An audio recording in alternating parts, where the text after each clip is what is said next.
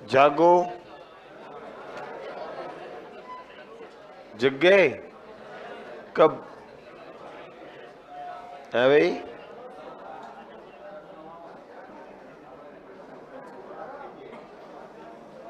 चलो, क्या पढ़ रहे थे? वही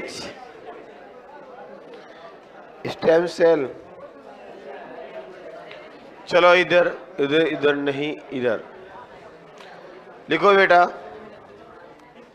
बातें नहीं,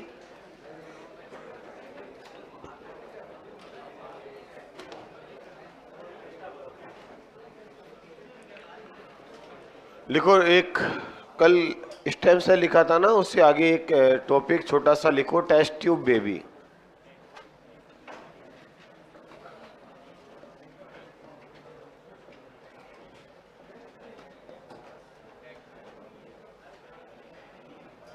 टेस्ट ट्यूब बेबी लिखो जी, हेडिंग।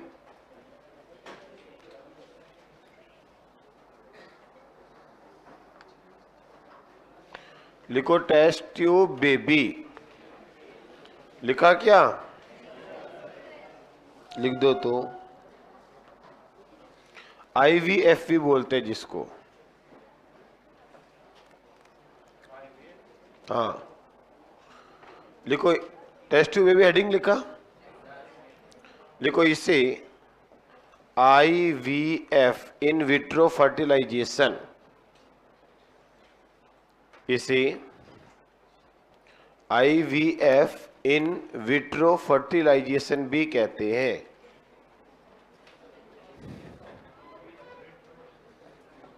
क्या हो गया रे?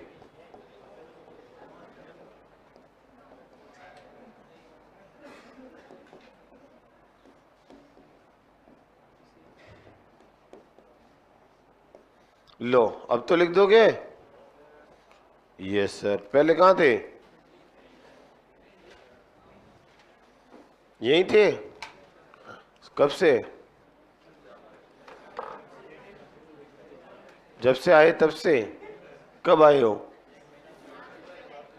1 महीना हुआ हो, और 1 महीना में एक सब्जेक्ट पूरा कर दिया। अभी हो जाएगा, देखना। चलो, हाँ इधर। प्यारे मित्रों, टेस्ट ट्यूब बेबी क्या होते हैं? जब महिलाओं के अंदर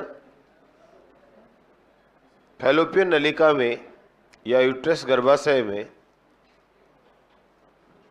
कोई ना कोई डिसऑर्डर हो जाने से जो भ्रूण परिपक्व नहीं होता गर्भाशय में, या फिर निषेचन की क्रिया नहीं होती है, तो टेस्ट ट्यूब बेबी की सहायता से संतान उत्पन्न की जाती है, जिसको अपन IVF, इन विट्रो फर्टिलाइजेशन भी कहते हैं। तो एक लाइन लिखो। हाँ, क्या बोल रहे हो? वापस बोलो, फिर बोलता हूं। क्या बोला आप लोगों ने? कुछ नहीं बोला? पक्का? ये आवाज तो आई थी थोड़ी बहुत। अच्छा, मैं नींद में हूं अभी। सपने सुनाई दे रहे हैं क्या? अच्छा, आवाज आती रहेगी, जाती रहेगी। हाँ, और तुम सोते रहोगे। ठीक है। लिखो बेटा, एक लाइन। महिलाओं में फैलोपियन नलिका या फैलोपियन ट्यूब्स। क्या हुआ? क्या बोलते हो? सुबह सुबह बोल के बंद हो जाते हो। पूछता हूं तो कुछ नहीं बोलते हो। महिलाओं में फैलोपियन नलिका या गर्भाशय में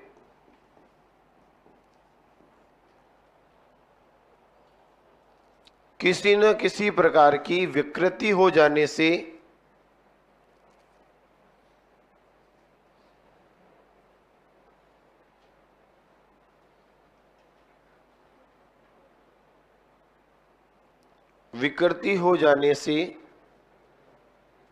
जब भ्रूण का परिपक्वन नहीं होता है, जब भ्रूण का परिपक्वन नहीं होता है तो महिला शरीर के बाहर, तो महिला शरीर के बाहर कृत्रिम विधियों द्वारा, कृत्रिम आर्टिफिशियल, कृत्रिम विधियों द्वारा महिला शरीर के बाहर कृत्रिम आर्टिफिशियल मेथड, कृत्रिम विधियों द्वारा निषेचन करवाना IVF कहलाता है।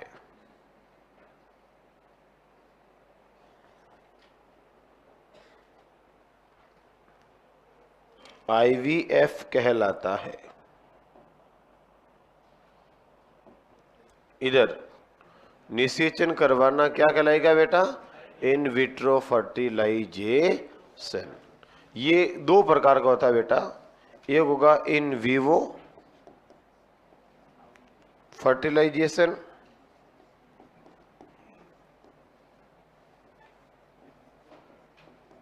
और एक होगा इन विट्रो फर्टिलाइजेशन। कितने प्रकार की होगी ये क्रिया? दो प्रकार की, इन विवो और इन विट्रो। हाँ,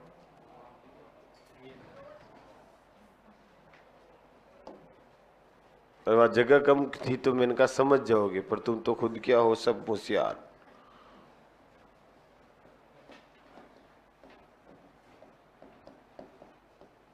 ले बेटा,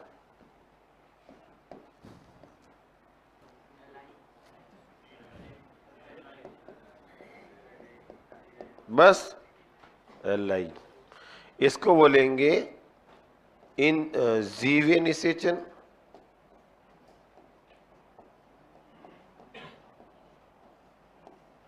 और इसको बोलेंगे पात्रे निषेचन।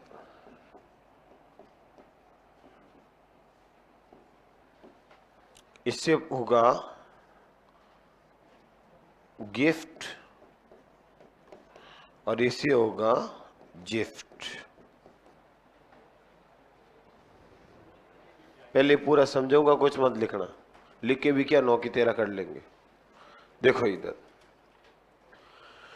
IVF जो टेस्ट ट्यूब बेबी के द्वारा, IVF के द्वारा जो टेस्ट ट्यूब बेबी पैदा होते हैं, इनके मेथड दो प्रकार के हैं। एक मेथड है बेटा इन विवो फर्टिलाइजेशन, एक है बेटा इन विट्रो फर्टिलाइज। जब निषेचन की क्रिया महिला के शरीर के अंदर हो रही है तो जीवी निषेचन, जीव के शरीर के अंदर, और जब निषेचन की क्रिया महिला शरीर के बाहर करवाई जाती है तो पात्र के अंदर करवाया, टेस्ट ट्यूब में करवाया तो बोल दिया पात्रे निषेचन, यानी कि vitro fertilisation, vivo fertilisation English बोले तो।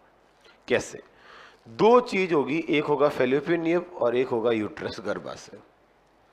अगर कोई ऐसी महिला है जिसके अंदर फैलोपियन ट्यूब तो सही है, निषेचन की क्रिया तो आर्टिफिशियल होती है, जाइगोट भी बनता है, लेकिन वो जब यहाँ गर्भाशय में आता, गर्भाशय में कोई ना कोई कमी है, कोई ना कोई डिसऑर्डर है जिसकी वजह से भ्रूण का परिपक्वन नहीं होता है।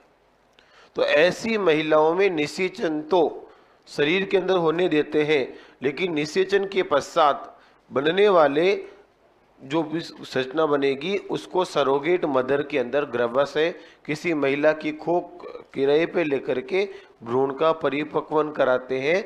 इसको नाम देते हैं गिफ्ट, मतलब गैमिट। क्या होगा? Gamete in vitro fallopian tube, gamete in ये तो फैलोपियन ट्यूब है। क्या हो गया भाई? नींद खुली नहीं है आज, शब्द मेरे आ नहीं रहे। गैमिट, हाँ तो बोल तो रहा हूं, रुक तो सही फिर। Gamete intra fallopian tube transfer, gamete intrafallopian transfer कह दो, लिख दो, अभी लिख देंगे इसको, गैमिट इंट्राफेलोपियन ट्रांसफर।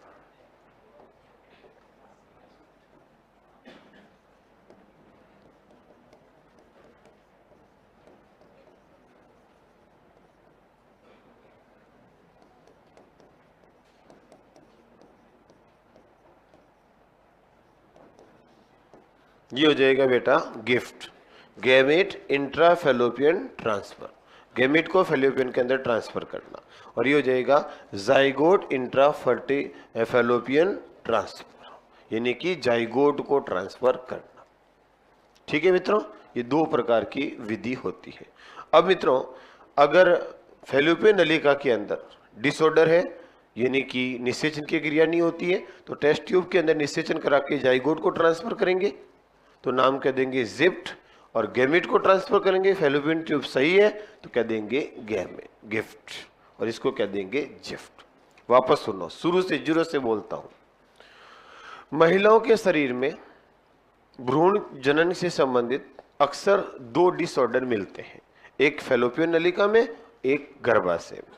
अगर फेलोपियन नलिका सही है, निषेचन शरीर के अंदर करवाया तो अंदर हमने गैमेट को ट्रांसफर किया तो नाम दे दिया गैमेट इंट्राफेलोपियन ट्रांसफर, गैमेट को फेलोपियन के अंदर ट्रांसफर किया, निषेचन करवाया, और फिर जो जाइगोट बना उसको निकाल कर किसी सरोगेट मदर के, उसका गर्भाशय करावे, तो गर्भाशय याद है, चोरी चोरी चुपके चुपके, सरोगेट मदर।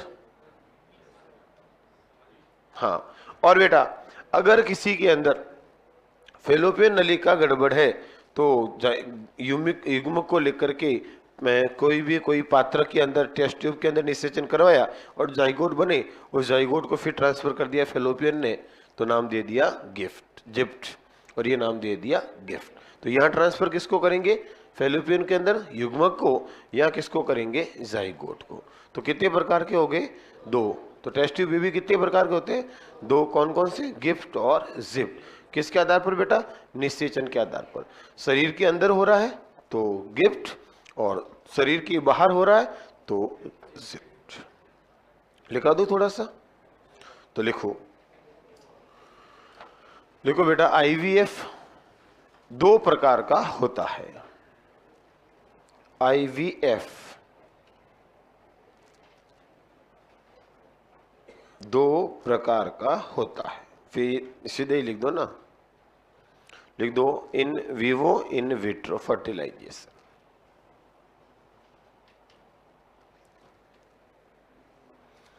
अब थोड़ी सी गाड़ी लाइन पे आई है, शब्द ही नहीं निकल रहा सुबह सुबह आज तो, है भाई। अब तो ठीक है, अब निकलने शुरू हो गए शब्द।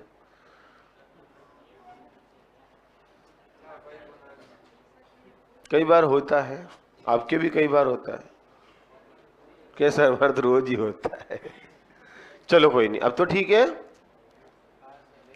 लिखा बेटा दो प्रकार, तो लिखो सा, दो प्रकार करके, एक प्रकार लिखो इन विवो फर्टिलाइजेशन, एक लिखो इन विट्रो फर्टिलाइजेशन। फिर इसमें लिखो बेटा जीवे निषेचन, जीव के शरीर में, इसमें लिखो पात्री निषेचन, पात्र में। समझ जाओ कि ज्यादा थ्योरी लिखने की जरूरत नहीं। फिर इसमें लिख दो बेटा, इसमें गिफ्ट बनता है GIFT, गिफ्ट। फिर नीचे गिफ्ट का पूरा नाम लिखो, गैमिट इंट्रा फेलोपियन ट्रांसफर,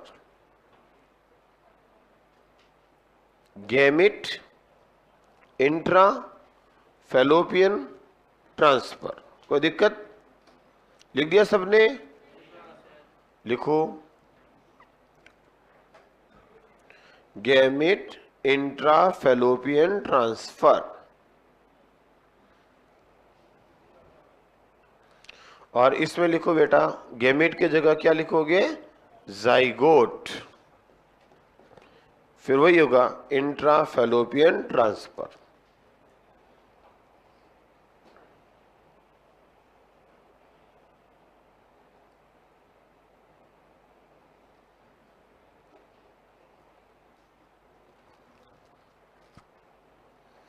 तो ये दो प्रकार के टेस्ट ट्यूब बेबी प्राप्त करने के क्या है बेटा, मेथड, तरीका। कौन कौन सा, गिफ्ट और जिप। IVF दो प्रकार के, जिसमें हो जाएगा इन विवो और इन विट्रो। क्या हुआ, किसकी, जाइगोट। लिख बेटा, जाइगोट लिख दिया, गैमिट की जगह क्या लिखना है, जाइगोट, बाकी सेम। इंट्राफेलोपियन ट्रांसफर, मन के फुल फॉर्म तो सबकी लिखी है मैंने, कोई छोड़ी नहीं, इन कौन सी लिखी। डिफरेंस, शुक्राणु अंडाणु होते हैं गैमिट, और इनकी निषेचन से बनने वाली कोशिका होती है युग्मनज, जाइगोट। 32 कोशिका उसका जाइगोट, गैमिट तो एक कोशिका। चले आगे, नेक्स्ट बोलो आगे। तो ये दो तरह से टेस्ट ट्यूब बेबी प्राप्त कर। हल्का सा कभी पूछ ले बेटा, गिफ्ट और जिफ्ट क्या है, थोड़ा सा आपको पता होना चाहिए। टेस्ट ट्यूब बेबी अलग चीज है और क्लोन अलग है, दोनों अलग अलग है, ध्यान रखना। क्लोन तो फोटोकॉपी होगा, ये फोटोकॉपी नहीं होगा। नेक्स्ट बताओ, विश्व का पहला टेस्ट ट्यूब बेबी कौन सा है। विश्व का पहला टेस्ट ट्यूब बेबी नाम बताओ। विश्व का पहला test tube baby,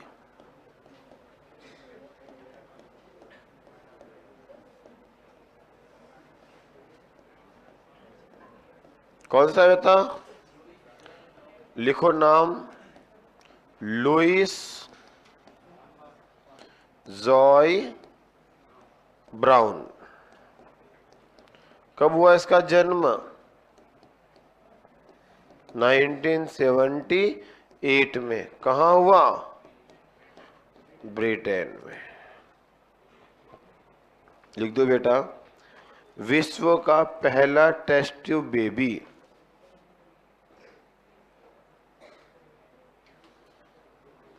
Louise Joy Brown, 1978, Britain. Bharat का, दुर्गा और हर्षा में लड़ाई चल रही है, तो लिख दो दुर्गा या हर्षा। इनमें नहीं बेटा, इनके डॉक्टरों में। दुर्गा के डॉक्टर कह रहे पहले हमने बनाया, हर्षा के कह रहे पहले हमने बनाया। दुर्गा या हर्षा। दुर्गा को बनाया था डॉक्टर सुभाष और हर्षा को बनाया था डॉक्टर हिंदुजा ने, है भाई। अरे इसके तो है डॉक्टर सुभाष जो इनको जन्म दिया, और इनके है डॉक्टर हिंदुजा।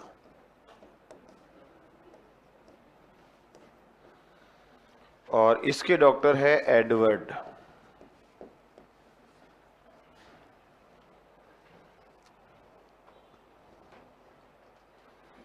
ये है बेटा दो लाइनें किसकी, टेस्ट ट्यूब बेबी के बारे में। हल्का सा, सीधा टेस्ट ट्यूब तो नहीं है सिलेबस में, बट पूछ ले जोड़ के तो भरोसा नहीं। ये भी तो एक टेक्निक ही हुई, तकनीक। चलो, तो प्रश्न अगर आता तो ऐसा आता बेटा, पहला टेस्ट ट्यूब बेबी कौन सा है, ये पूछा जा सकता है। भारत का कौन सा है, दुर्गा या हर्षा। जो ऑप्शन होगा उसको टिक करना, होगा ही नहीं दोनों है तो फिर बोनस। और वैसे परफॉर्मेंस दुर्गा को देना है, फिर हर्षा। दोनों हो तो दुर्गा को परफॉर्मेंस दे देना, क्योंकि दुर्गा का जन्म हुआ था 30 अक्टूबर 1973 के आसपास, और इसका जन्म हुआ था, हर्षा का याद नहीं है।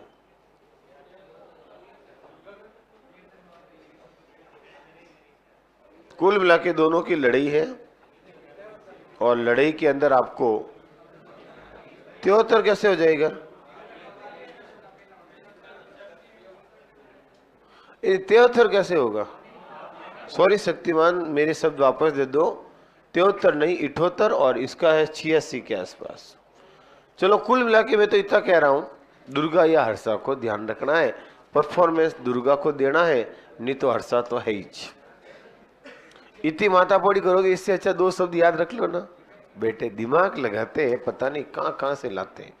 नेक्स्ट, तो हम किसके बारे में बात कर रहे थे? Test tube baby. Test tube baby बनाने की मेथड को क्या नाम देते हैं बेटा? IVF। क्या नाम देते हैं? IVF कितने प्रकार का होता है? इन विवो और इन विट्रो। विवो मतलब शरीर के अंदर, जीव के अंदर निषेचन, पात्रे निषेचन शरीर के बाहर। यहाँ किसको फैलोपियन में ट्रांसफर करेंगे? गैमेट को। और यहाँ किसको करेंगे? जाइगोट को। नेक्स्ट,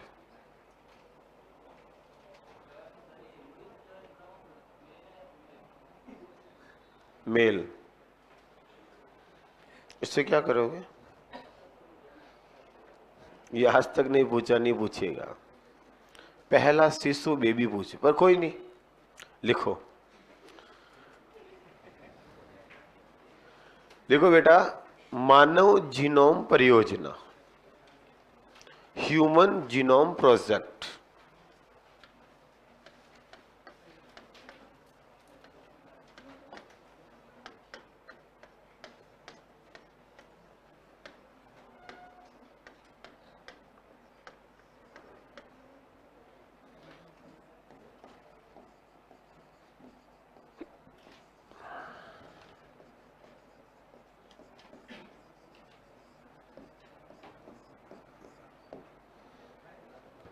लिखो। मानव जीनोम परियोजना, या हम क्या बोलते हैं इसको? प्रोजेक्ट।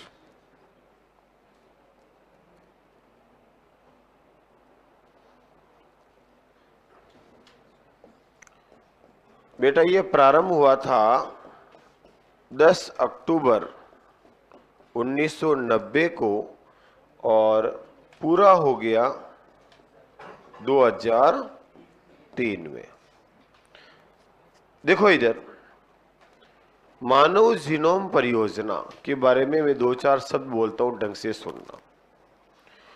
बेटा हमारे शरीर के अंदर, मानव जीव के अंदर, यानी कि हमारे शरीर में कौन कौन से जीन होते हैं?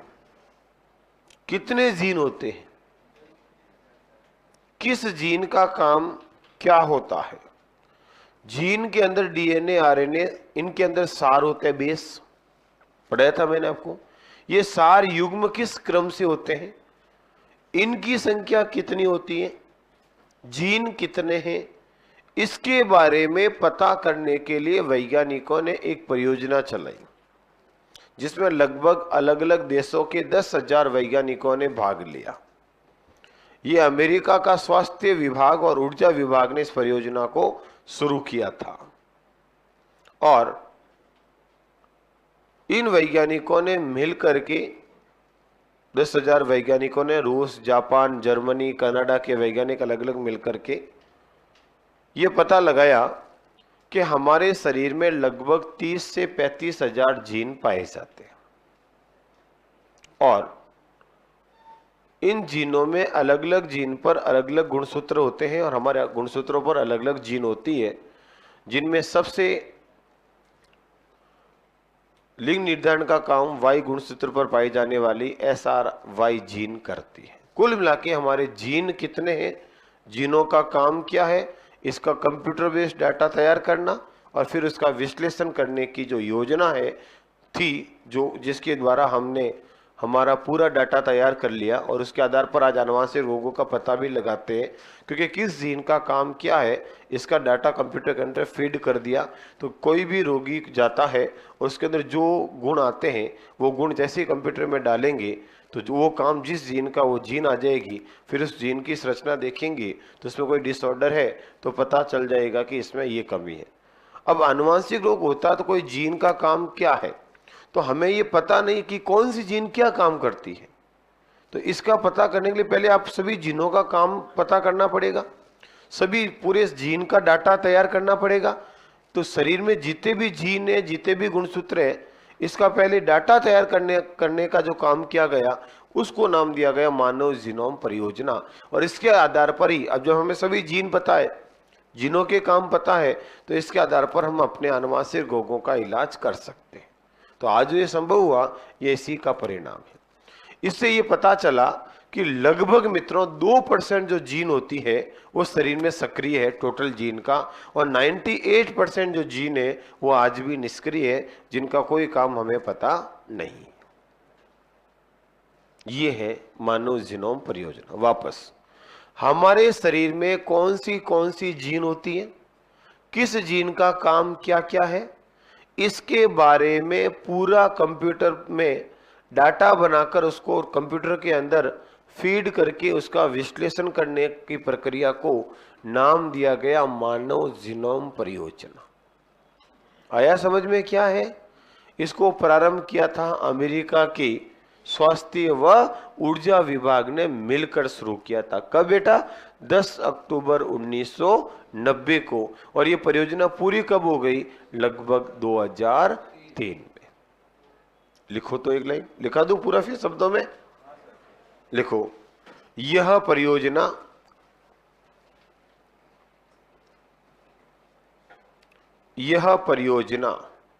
अमेरिका के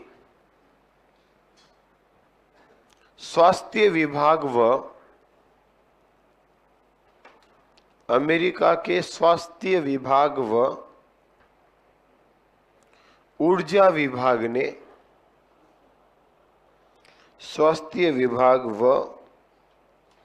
ऊर्जा विभाग ने मिलकर प्रारंभ की।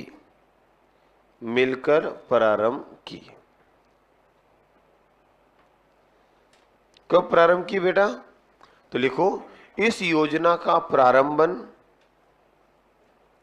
10 अक्टूबर 1990 को हुआ। इस योजना का प्रारंभन 10 अक्टूबर 1990 को हुआ तथा यह योजना पूरी 2003 में हुई। तो लगभग 13 से 14 वर्ष ऐसा इसका टाइम पीरियड माना जाता है। नेक्स्ट लिखो बेटा, इस परियोजना का उद्देश्य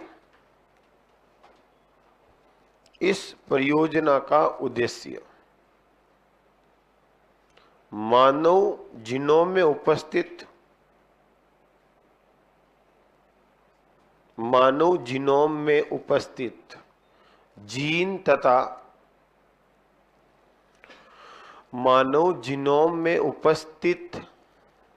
जीन तथा सार युग्म जीन तथा सार युग्म का पता लगाकर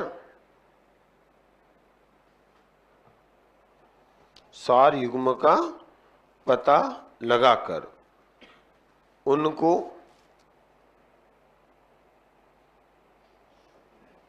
कंप्यूटर में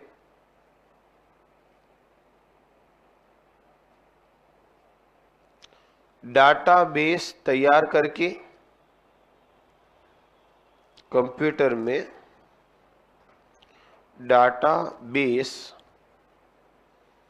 तैयार करके विश्लेषण करना था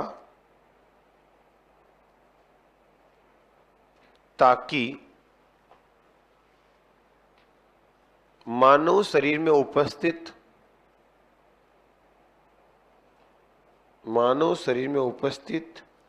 जीनों की संख्या का पता किया जा सके। मानव शरीर में उपस्थित जीनों की संख्या का पता किया जा सके। इसमें लगभग 10,000 वैज्ञानिकों ने भाग लिया। इसमें लगभग 10,000 वैज्ञानिकों ने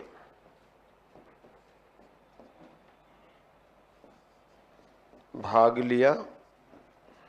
इस योजना के प्रथम चेयरमैन 10,000 वैज्ञानिकों ने भाग लिया, लिख दिया। इस परियोजना या योजना के प्रथम चेयरमैन जेम्स डी वॉटसन थे। जेम्स सबसे पहले जब शुरू की तब किसको बनाया? जेम्स डी वॉटसन थे। जेम्स डी वॉटसन थे। फिर लिखो बेटा निष्कर्ष। योजना क्या थी, पूरा हो गया। निष्कर्ष क्या रिजल्ट निकला? निष्कर्ष पॉइंट बना के लिख दो। मानव शरीर में लगभग, निष्कर्ष लिखना अलग से, पूरी योजना का रिजल्ट, मानव शरीर में लगभग 30,000 से 35,000 जीन पाए जाते हैं। 30,000 से, तो बेटा इसका निष्कर्ष रिजल्ट क्या आया?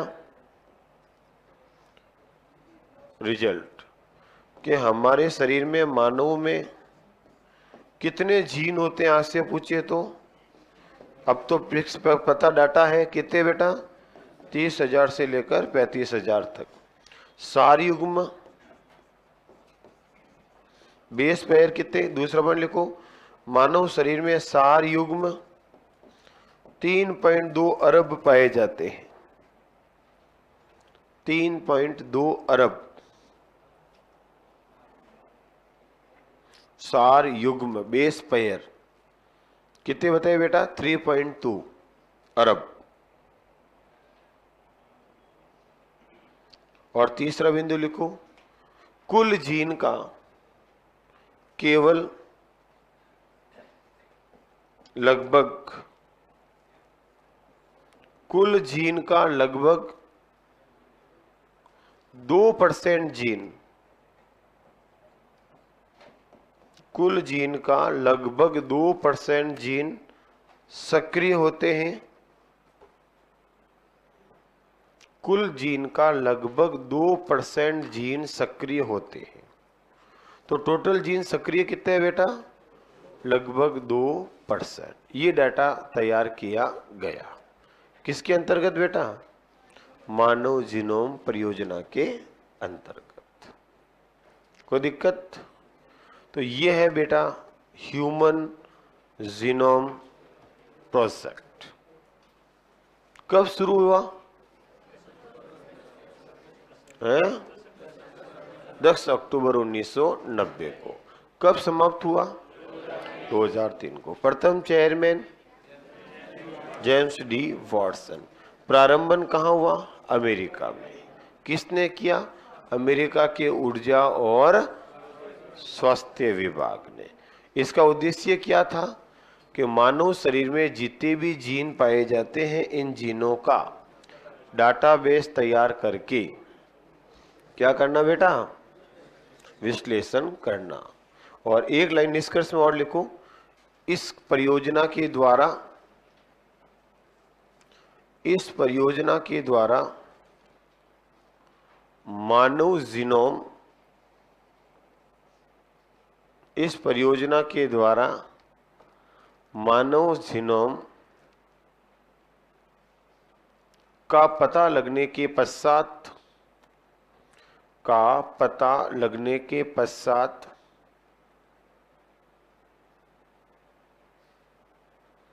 आनुवांशिक रोगों का इलाज संभव हुआ। आनुवांशिक रोगों का इलाज संभव हुआ।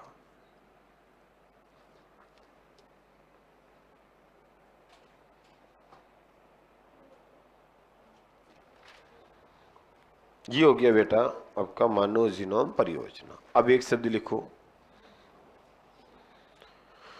Bio patent.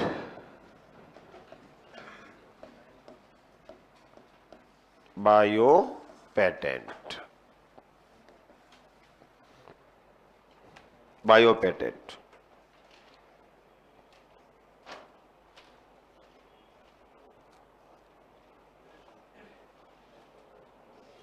Bio patent. बताओ बायो पेटेंट कानून क्या है? सबसे पहले तो हमें ये, किसी भी खोजकर्ता को, कोई भी नई खोज करता है मित्रों, उस खोजकर्ता को कानूनी संरक्षण प्रदान करना कहलाता है बायो पेटेंट। जैसे आपने खोज की, क्या बैठे बैठे घर पे आपके खोज की कि मैंने तुलसी की पत्तियां ली, फिर मैंने नीम की पत्तियां ली, फिर मैंने ये फलाना ढीकड़ा पूंछड़ा किया, उसको मिलाया, पाउडर बनाया, पेस्ट बनाया, इससे दवाई बनी, और इस दवाई से इस रोग का इलाज हो जाता है, और इस दवाई को एक बार आप ले लो, ये रोग कभी वापस दोबारा नहीं होगा। तो आपने एक नई मेडिसिन की खोज की पादप के द्वारा, अब आप उसको ले जाकर के भारत सरकार के पास क्या करा दो? पेटेंट। आपको कानूनी संरक्षण मिल जाएगा। अब अगर आपके फॉर्मूले को, जो आपने फॉर्मूला दिया है, उस फॉर्मूले का प्रयोग करके कोई भी कंपनी दवाई बनाती है, मेडिसिन बनाती है, मार्केट में बेचती है, तो इस कानून के अनुसार उसका कुछ परसेंटेज हिस्सा आपको घर बैठे कंपनी को देना पड़ेगा, क्योंकि ये आइडिया किसका था? आपका। तो उस आइडिया देने वाले को, खोजकर्ता को कानूनी संरक्षण प्रदान करना कहलाता है बायो पेटेंट। तो खोजे करो, पेटेंट कराओ। कैसे टाइम पे नींद से उठने की खोज हो जाए तो ही बहुत है। सही है? हैं? क्या कह रहा है? अच्छा, नींद का पेटेंट कराना। अच्छा छोड़ो। भारत में पेटेंट कानून कब बना बेटा? 20 अप्रैल 1972 को ये पेटेंट कानून लागू हुआ था, और इसके अंतर्गत आप एक बार कोई पेटेंट कराते हो तो आपको कितने वर्ष तक संरक्षण मिलेगा? 20 वर्ष। हर 20 वर्ष बाद उसको वापस रिन्यू कराना है। एक बार सर्टिफिकेट देंगे, वो पेटेंट कितने वर्ष तक का होगा? 20 वर्ष। 20 वर्ष बाद उसको रिन्यू कराना है। और इसमें बेटा सुधार किया गया, यानी कि संशोधन किया गया, एक तो 2003 में और एक किया गया 2005 में। याद रखना, बायो पेटेंट कानून में कितने संशोधन हुए? दो, एक तो 2003 और 2005। वो आप जानो और आपका काम जाने। नेक्स्ट लिखो बेटा एक लाइन। मुझे तो जो लिखाना था डाटा वो मैंने आपको बता दिया। लिखो बेटा,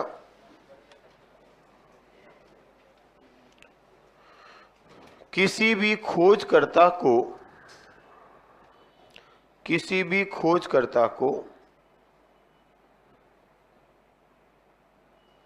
उसके जैव उत्पाद को, किसी भी खोजकर्ता को उसके जैव उत्पाद का, लिखो, उसके जैव उत्पाद, बायो प्रोडक्ट, जैव उत्पाद का कानूनी संरक्षण प्रदान करना, कानूनी संरक्षण प्रदान करना बायो पेटेंट कहलाता है। कानूनी संरक्षण प्रदान करना बायो पेटेंट कहलाता है। नई लाइन देखो, अर्थात की अलग से लिख दो। किसी भी खोजकर्ता को उसकी खोज का कानूनी अधिकार प्रदान करना, कानूनी अधिकार प्रदान करना, कानूनी अधिकार प्रदान करना बायो पेटेंट कहलाता है। कानूनी अधिकार प्रदान करना बायो पेटेंट कहलाता है। और मैंने दोनों ही शब्दों में लिखा दिया था कि आपको समझ में आए। लिखो बेटा, भारत में बायो पेटेंट कानून 20 अप्रैल 1972 को लागू हुआ।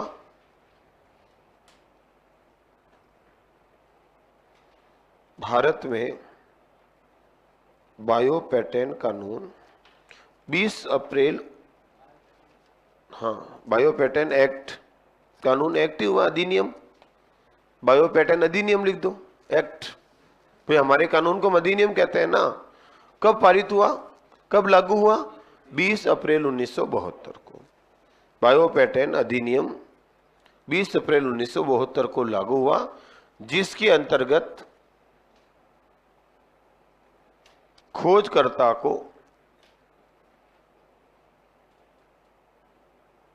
20 वर्ष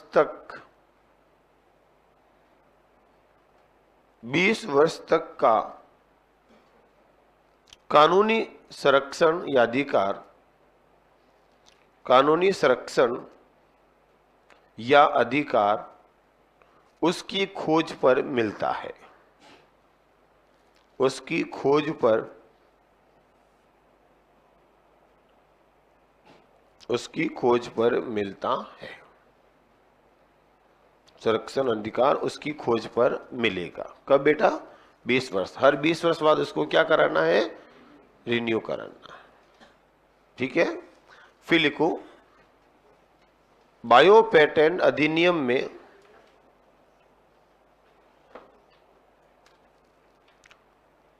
दो 2003 व 2005 2 बार संशोधन किया गया।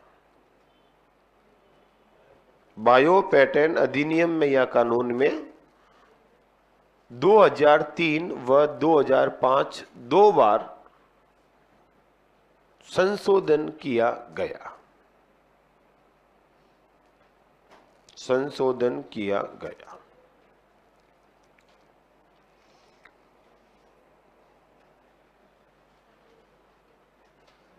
लिखो, भारत में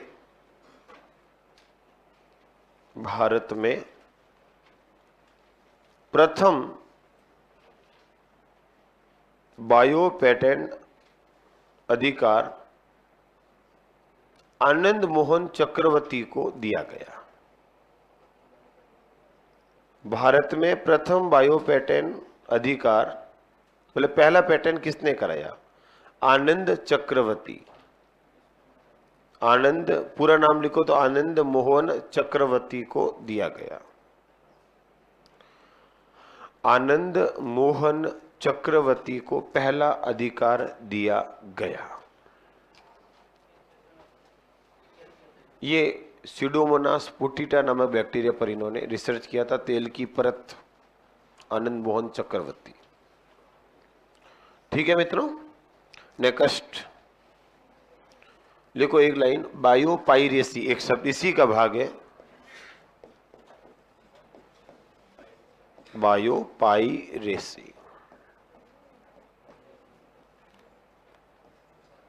बायोपाइरेसी किसको कहते हैं? बायोपाइरेसी क्या होता है?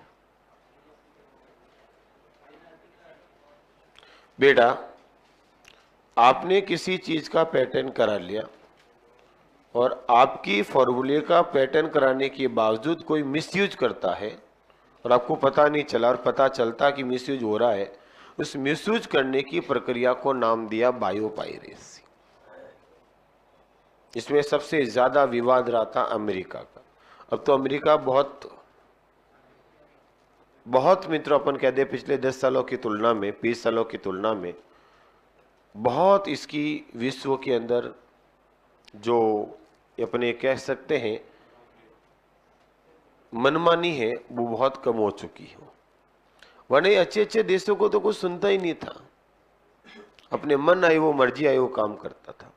इसलिए हमारे नीम के पेड़ को पेटेंट कर लिया अपने वहां, बासमती चावल को इन्होंने पेटेंट कर लिया, हल्दी को पेटेंट कर लिया और तुलसी को पेटेंट कर लिया। और क्या कहा? ये हमने पता लगाया कि तुलसी के पाउडर से कैंसर ठीक होता है, हमने पता लगाया कि नीम की पत्तियों का घोल लेकर के शरीर पर लेप करने से त्वचा संबंधी रोग ठीक हो जाते हैं, तो नीम का पाउडर से जो भी ये दवाई लेगा वो कुछ पैसे, विश्व में कोई कंपनी बनाओ, इधर लाओ, कुछ हिस्सा इधर, इधर नियम मेरा है। क्यों? मैंने पता लगा। और अमेरिका में नियम होता ही नहीं है, भारत का है, और उसने पैटर्न करा दिया। किसी ने जाके बताया ऐसा, ठीक है ये अपना हाथ से। तो हमारी सरकार ने विरोध किया, बासमती का विरोध किया। भाई साहब बासमती तो हमने बनाए, हम लगा रहे, और पेटेंट आप करा रहे हो। हम बेचे, कुछ हिस्सा अमेरिका के अकाउंट में डालो, ये हुआ ना बायोपायरेसी। तो कानून का मिसयूज करना। अमेरिका क्या कहता है? मैंने पेटेंट कराया है। तो कोई भी खोज किसी की पेटेंट को चोरी छुप के रात को कोई दूसरा करा देता है, तो इसको बांध दिया जाता है बायोपायरेसी। फिर आप कुछ भी कह दो, मैंने खोजा, कानून मेरा है, पेटेंट मेरा है। अब बोलिए आपने खोजा, मैंने आपका फॉर्मूला चुरा के रातों रात पेटेंट करवा दिया। रातों रात तो नहीं हो सकता, बट आपको पता ही नहीं चला और पेटेंट हो गया। तो आपके इस कानून का मैंने क्या कर लिया? मिसयूज कर लिया। और अमेरिका ने सबसे ज्यादा किया था। इसको कहा जाता है बेटा बायोपायरेसी। आया समझ में? तो लिखो बायोपायरेसी। देखो बेटा, बायो पेटेंट कानून का, बायो पेटेंट कानून का उल्लंघन करना, बायो पेटेंट कानून का उल्लंघन करना, या तो इसका उल्लंघन कर दो या इसका दुरुपयोग करना बायोपायरेसी कहलाता है।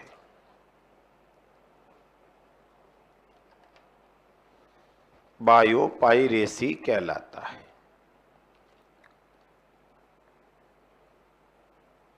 इससे जुड़े हुए मुद्दे डैश करके तो नाम लिख दो। बायोपायरेसी से इससे जुड़े हुए मुद्दे, नाम लिखा दो, कुछ नहीं लिखो। बासमती, बासमती विवाद, जुड़े हुए मुद्दे, बासमती विवाद, नीम विवाद, हल्दी विवाद। बासमती विवाद, नीम विवाद और हल्दी विवाद, ये 3 विवाद चर्चा में रहे थे। नेक्स्ट, तो ये हो गया मित्रों आपका थोड़ा सा। अब प्रश्न क्या आया था पिछली बार एलडीसी में? एक में तो आया था बायो पेटेंट कानून कब लागू हुआ? 20 अप्रैल 1972। एक में आया था बायो पेटेंट कानून से कितने वर्ष तक अधिकार संरक्षण प्रदान होता है? 20 वर्ष तक। और एक दो ये घूम फिर के प्रश्न पिछली बार के पेपर में रहे थे इस कानून के आसपास। नोट लगा के एक शब्द लिखो, नोट। नोट बेटा मैंने 2-3 शब्द कल लिखाए थे, वैसे जैसे कल लिखा था ना बायो इन्फॉर्मेटिक्स, सूजेनिक्स, यूफेनिक्स लिखाए थे आपको। उससे तो 1-2 शब्द आज और लिखाता हूं, फिर इस टॉपिक को पूरा करते हैं। एक शब्द लिखो बेटा हाइड्रोफोनिक्स। अलग से नोट लगाया ना, नोट अलग से। नोट का मतलब होता है वो टॉपिक पूरा, एक टॉपिक अलग।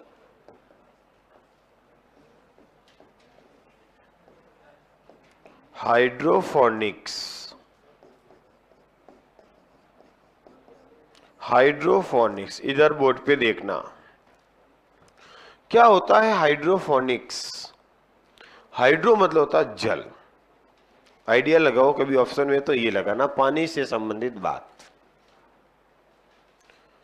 बेटा हम पानी लेते हैं जिसमें मिट्टी नहीं होगी, जल होगा, और जल के अंदर पोषक पदार्थ डाल देंगे आवश्यक हम इसके अंदर हार्मोन्स डाल देंगे पादपों के लिए, और जल में ही पादप को उगाए, इसको नाम दिया जाता है हाइड्रोफोनिक्स। एक लाइन का कभी प्रश्न आ जाए तो, क्योंकि आधुनिक समय में आप देखा होगा जल में पादप उगाते हैं, पाइप्स के अंदर पादप उगाते हैं, तो अलग अलग मेथड को नाम दिया जाता है। तो लिखो हाइड्रोफोनिक्स मृदा रहित मृदा रहित, अरे भाई क्या बोला मैंने, जिसमें सॉइल नहीं, मृदा रहित विलयन में पोषक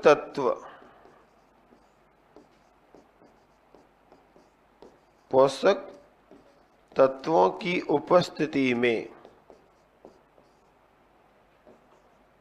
पादप का उत्पादन,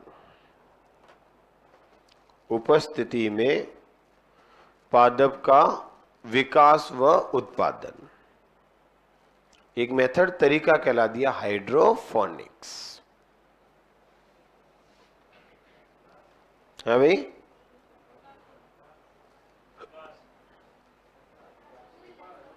क्या प्रकाश? अच्छा, ये भगवान,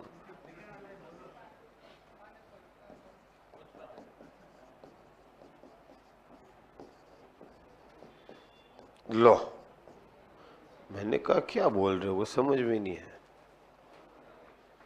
लिख दिया हुक्म? पक्का?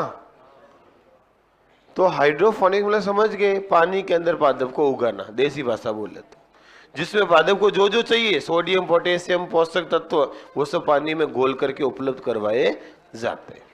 तो आवश्यकता तो पूरी होगी, बस मिट्टी नहीं मिलेगी। तो क्या करते हैं, कुछ पानी डाल करके, बड़े बड़े विकसित देशों में देखा होगा, गमले पानी, मिट्टी नहीं, गमले के पानी और पौधे, लेकिन इसमें पोषक तत्व तो फिर रोज डालने पड़ेंगे आपको, जो चाहिए वो तो जरूरत होगी। एक लिखो एरोफोनिक्स। एरो मतलब समझ गए होंगे आप, हवा के द्वारा वैज्ञानिक क्या करते हैं, पादप का उत्पादन। लिखो बेटा एरोफोनिक्स, लिखो हवा में पादप का विकास करना। हवा में पादप का विकास करना।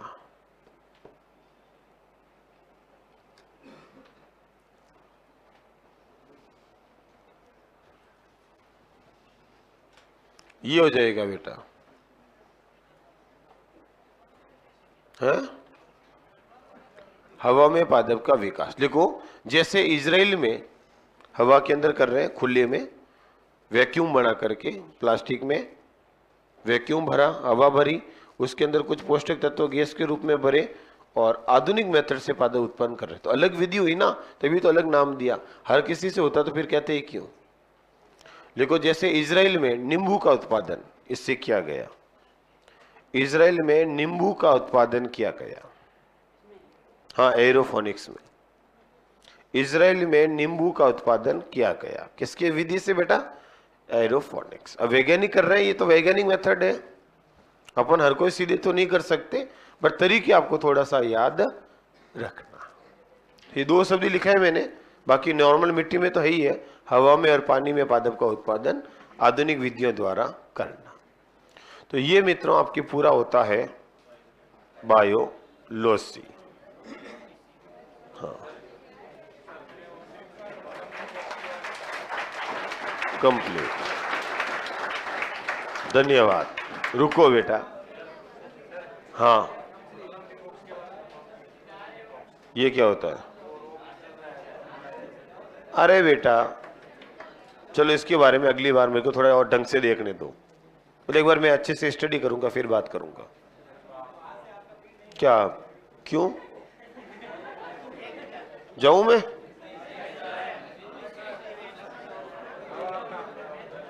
बेटा मैं ज्यादा तो नहीं, पर 2 टॉपिक और पढ़ूंगा आपको, 2 टॉपिक और पढ़ूंगा फिलहाल। जो मैंने डिसीजन लिया मैं आपको बता दूं, क्योंकि आपके बिना मैं अधूरा और मेरे बिना आप, मतलब दोनों मिलके काम करेंगे, कहने का मतलब आज तक यही किया अपन ने। तो एक टॉपिक पढ़ूंगा विद्युत धारा, इलेक्ट्रिक करंट, और एक पढ़ूंगा प्रकाश। 2 ही टॉपिक सिलेबस के हैं। तो हेडिंग लगाओ विद्युत धारा। तो फिर क्या करूंगा मैं बैठे बैठे? गजब आदमी हो यार।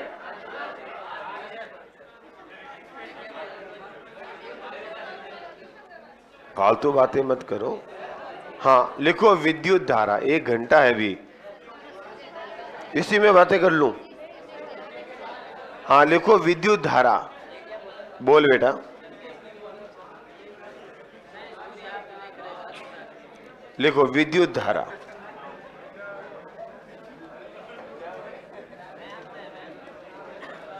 मेरे हिसाब से अगर आप लोग बोलोगे इससे अच्छा है कुछ टॉपिक कवर करें।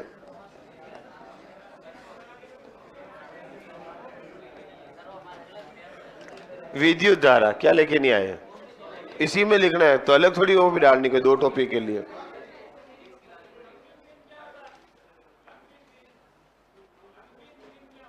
जंपिंग जीन, लंपिंग जीन क्या होता है मुझे नहीं पता। नहीं पता तो नहीं पता, इसमें क्या जो भाई मुझे नहीं पता तो नहीं पता है, इसका कोई क्या क्यों का कोई इलाज है क्या? चलो इधर। हाँ ठीक है, ओके, बताऊंगा, मेरी इच्छा होगी तब मैं बताऊंगा। मना नहीं कर रहा हूं पर तुरंत उत्तर नहीं दूंगा इसका। ठीक है बेटा, इधर, क्योंकि मैंने अब टॉपिक ही अलग शुरू कर दिया इस बीच में। अब मैं बायोलॉजी की बात बिल्कुल नहीं करूंगा। आपकी कोई दिक्कत है तो कोई तकलीफ भी है, मुझे आप लिख कर दे देना स्लिप में। मैं क्लास के शुरू में या क्लास के लास्ट में जो भी दिक्कत होगी उसको पर डे बताता रहूंगा। अपना नियम ये रहेगा आज से, पुराने टॉपिक का कोई दिक्कत है आपको तो मुझे आप स्लिप पे लिख के बताते रहना, और मैं उसको क्लास के शुरू में या क्लास के लास्ट में अगली क्लास से बताता रहूंगा। ठीक है मित्रों, एक बार पूरी बायो अच्छे से पढ़ना, कोई दिक्कत आए तो नोट करते रहना और मेरे सामने लाते रहना और मैं उसको उत्तर देता रहूंगा। ओके मित्रों, थोड़ा सा काम व्यवस्थित करें तो आपकी भी समस्या पूरी हो जाएगी और मेरा भी काम थोड़ा व्यवस्थित रहेगा।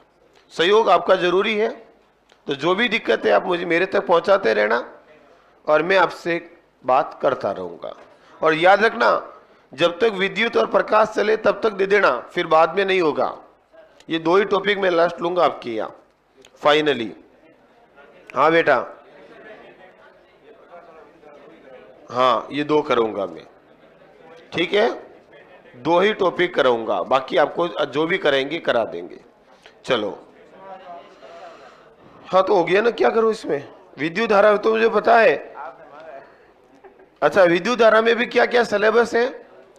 एक तो विद्युत धारा क्या होती है, एक ओम का नियम, एक विद्युत सेल, इलेक्ट्रिक सेल, और एक फैराडे के इलेक्ट्रोमैग्नेटिक इफेक्ट, और इलेक्ट्रिक मोटर और इलेक्ट्रिक जनरेटर, और घरों में संयोजन, काम आने वाले घरों के उपकरण और इनके सावधानियां। ये छोटा सा टॉपिक है, ज्यादा तो नहीं बट 10 एक घंटे का टॉपिक है, 10-12 घंटों का एक खाली विद्युत धारा। चलो इधर, इसको मैं पूरा पढ़ाऊंगा, आराम से पढ़ाऊंगा, न्यूमेरिकल भी कराऊंगा, लेकिन इसके लिए आपको पढ़ना पड़ेगा, फैकोलॉजी से काम होगा नहीं। देखो इधर, बायो आराम से हुई, एक एक बिंदु क्लियर करने का प्रयास किया, पूरे टॉपिक पढ़ाए, जिम्मेदारी आपकी रहेगी। लेकिन मैंने इसमें विशेष ध्यान रखा पढ़ाते समय कि आपको मैंने सिर्फ काम की चीजें बोली, इधर उधर फालतू मैंने मेरा ज्ञान नहीं झाड़ा। कोशिश ये की कि कम समय में पढ़ाया जाए, कम लिखाया जाए। कम ही लिखाया, फिर भी रजिस्टर थोड़ा सा भरा होगा, 10-15 पेज। चलो इतना भर दिया क्या, जबकि मैं लिखा था बहुत कम हूं। चलो, और इसमें से एक बढ़िया राइटिंग का रजिस्टर की कॉपी मेरे को चाहिएगी। हाँ, जो भी है मुझे एक देना, मैं वापस देखूंगा मैंने क्या क्या पढ़ाया है। चलो एक बार मैं घर पे बैठ के देखूंगा, 5 दिन की छुट्टी भी है तो हम इसके अंदर अपडेट होंगे वापस, क्या नया जोड़ा जाए या क्या किया जाए। ठीक है, चलो आगे बात करते हैं विद्युत धारा, इलेक्ट्रिक करंट। अब वापस टॉपिक पे आते हैं। तो बेटा अच्छे से पढ़ना 5 दिन में, और मैं भी आपका एक रजिस्टर मुझे देना। मैं भी 5 दिनों के अंदर एक बार 2, 4, 5 घंटे निकाल करके जो भी मैंने पढ़ाया उसको वापस अच्छे से देखूंगा और उसमें मुझे लगा कुछ जोड़ना हो तो मैं आपको अगली क्लास में बोल दूंगा, अलग से नोट करके या टाइप करके पेज के रूप में दे दूंगा। ठीक है, जो भी कमी रहेगी उसको पूरी करेंगे। मेरा उद्देश्य एक ही है, आप सभी भाई बहन का किसी हालत में बढ़िया रैंक से सिलेक्शन हो। मैं अपने और से 100% दूंगा, और भी सहायता होगी तो मैं करने के लिए तैयार रहूंगा, बट आपको अच्छे से पढ़ना तो पड़ेगा। ठीक है, तो कुछ जुड़ा है कुछ छूटा है उसको मैं वापस देख लूंगा एक बार, आपको भी देखना है और मैं तो देखूंगा ही बिना कहे। चलो इधर, अब इस नए टॉपिक पे आओ, विद्युत धारा, इलेक्ट्रिक करंट। सबसे पहले एक ही शब्द एक ही मन में आता है कि धारा क्या होती है। धारा को क्या बोलते हैं बेटा? करंट। करंट क्या होती है? धारा। तो धारा क्या होती है? करंट। बहुत बढ़िया। आवेश प्रवाह की दर को क्या कहते हैं बेटा? धारा। सुना होगा नाम आपने भी, लिखो धारा, और इसके अंदर लिखो बेटा आवेश प्रवाह की दर को धारा कहते हैं। आवेश प्रवाह की दर को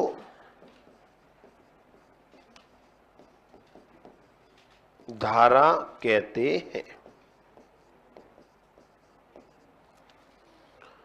आवेश प्रवाह की दर को धारा कहते हैं। यानी कि मित्रों, किसी भी तार से जो आवेश गुजर रहे हैं, और आवेश के गुजरने को तो अपन प्रवाह कहते हैं, फ्लो कहते हैं।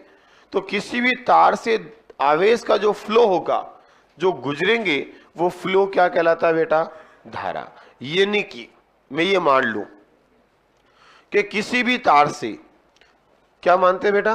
कि हमारे पास कोई तार है, उस तार से क्यू आवेश, क्या आवेश? क्यू आवेश टी समय में गुजर रहे हैं। माना कि किसी तार से टी समय में, निश्चित समय मान लिया हमने, इतना फिक्स टी डाटा दे दिया, और उससे कितने आवेश निकल रहे हैं? क्यू। तो उसकी धारा क्या होगी? तो उसकी धारा जो होगी बेटा आई, वो हो जाएगी डी क्यू बटा डी टी। इसका मैंने क्या कर दिया? अवकलन कर दिया कि क्यू आवेश कितने समय बेटा? टी समय में, यानी कि आवेश की मात्रा बटा समय बराबर धारा। तो किसी तार से जितने आवेश जितने समय में गुजरते हैं, इन दोनों का रेशियो जो होता है बेटा, वो क्या कहलाता है?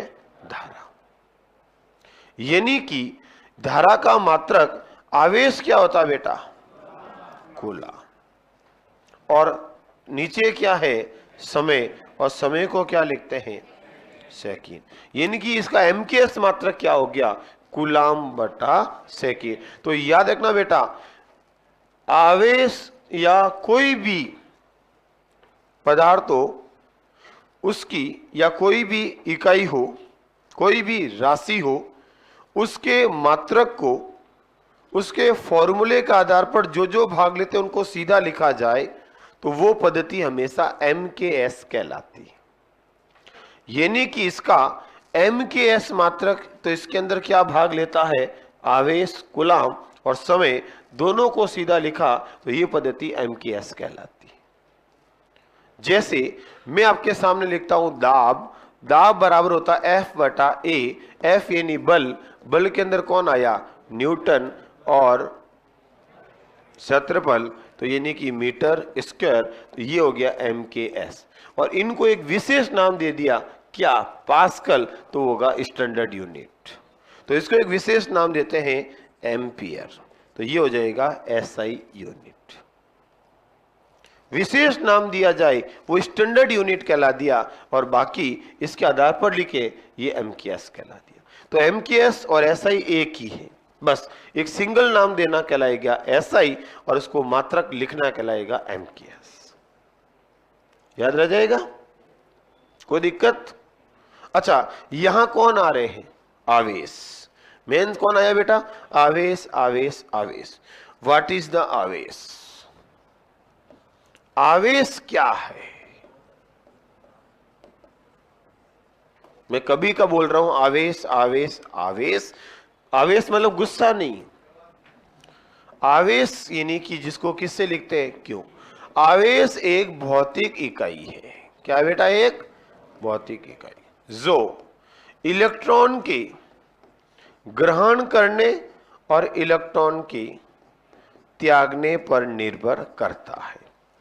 अगर कोई पदार्थ इलेक्ट्रॉन को ग्रहण करता है तो उसके ऊपर ऋणात्मक आवेश आता है, और अगर कोई आवेश इलेक्ट्रॉन को त्यागता है तो उसके ऊपर धनात्मक आवेश आता है। यानी कि इलेक्ट्रॉन को ही आवेश की संज्ञा दी जा सकती है। यानी कि आवेश जो होता है वो बराबर क्या होता है? Q बराबर NE। Q बराबर क्या होगा बेटा? NE। N क्या होगा? मात्रा, नंबर इलेक्ट्रॉन। तो जितने इलेक्ट्रॉन होंगे उनको N से गुणा करेंगे तो Q की मात्रा आ जाएगी। तो N क्या हो जाएगा बेटा? नंबर ऑफ इलेक्ट्रॉन, और ये क्या होगा? चार्ज कितना? 1.6 × 10⁻⁻19। ये एक कूलम आवेश कहलाता है। तो धनात्मक ऋणात्मक किसके ऊपर निर्भर करेगा? इलेक्ट्रॉनों के त्यागने और ग्रहण करने पर। लिखो एक लाइन। हाँ बोलो। डी कुछ नहीं है बेटा, निश्चित समय आवेश की मात्रा Q2 - Q1, अंतिम आवेश प्लस प्रारंभिक आवेश मान, वैल्यू। अच्छा, ये मुझे लिखा नहीं था भाई। चलो लिखो आवेश। क्या लिखा? आवेश प्रवाह की दर को धारा कहते, इतना ही लिखा ना। एक नया पैराग्राफ लिखो। यदि किसी तार से Q आवेश, यदि किसी तार से